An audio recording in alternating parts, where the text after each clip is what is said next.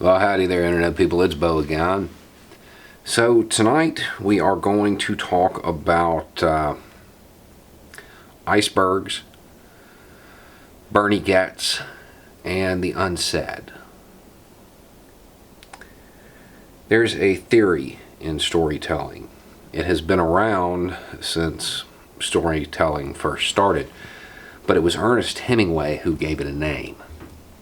And he called it the iceberg theory, the iceberg principle.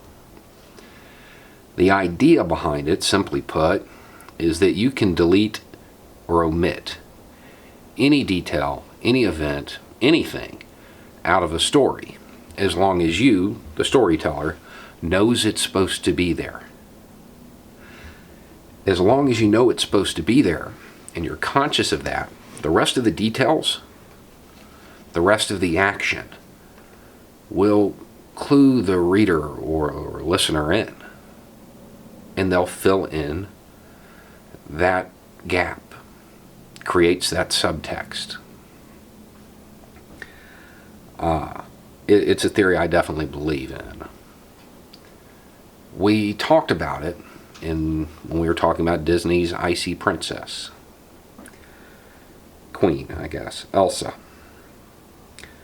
You know, we did that video, and in the comments section, after I said what I saw, somebody's like, I thought it was about somebody who was neuroatypical. Maybe. Certainly can be. There's also a theory called the death of the author.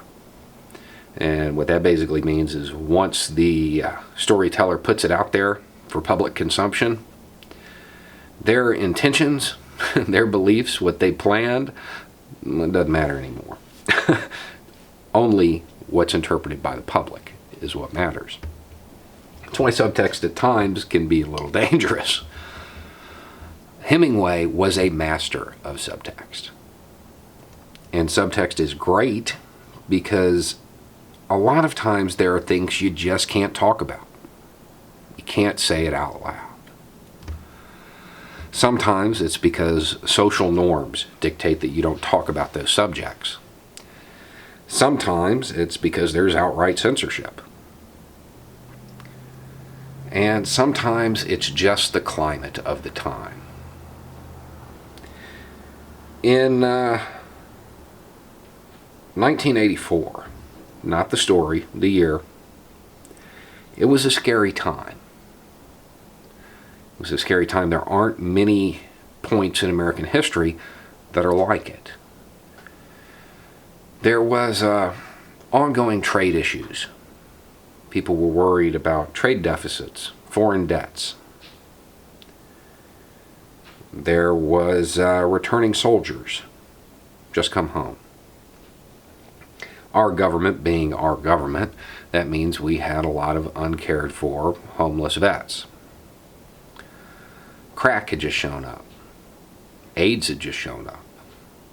In New York City, crime rate was pretty high. It's can't think of many times like that in American history where you have that set of circumstances. And that brings us to Bernie Getz. He's a guy on a subway. And depending on the information you got at the time, when it first happened, 4 teens, older teens, 17, 18, 19, somewhere in there, I'm not exactly sure of their ages. You have to look it up. There's a whole bunch of information on this. Well, either they came up to him to panhandle, or they came up to him to mug him. One of the two. Now, we know from later that at least one of the 4 admitted, that they were going to mug him. They thought he would be an easy target. They were wrong. He stood up. Bang, bang, bang, bang, bang. Injured 4 of them. And then fled. Took off. And when he took off, created that omission. Nobody knew what happened. So it had to be filled in with something. And that's when it started. Public opinion went back and forth, back and forth. Was he a hero or a psycho? It all depended on what you heard. They were teens. I can't believe that. Oh, they all had criminal records. Oh, they had sharpened screwdrivers. You know, before he fired that last time, he said, "Here, have another." Now, that's the stuff that went out. And there's more.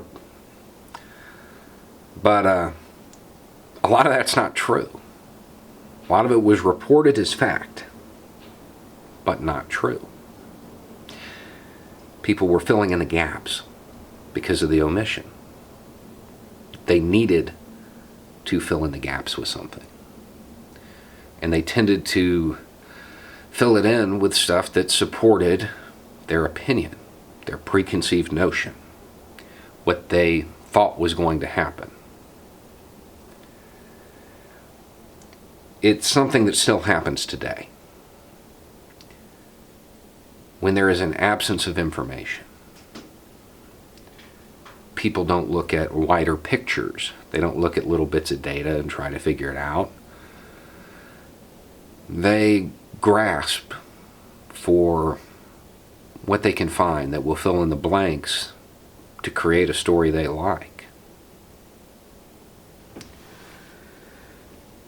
It's something we should be aware of, because we are in a time just like 1984. Both of them.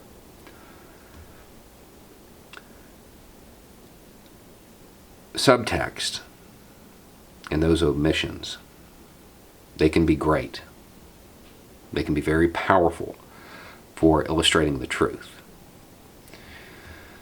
They can also be very dangerous if you allow it to delude yourself and fill in the blanks in a way that allows you to not challenge what you believe. Anyway, it's just a thought. Y'all have a good night.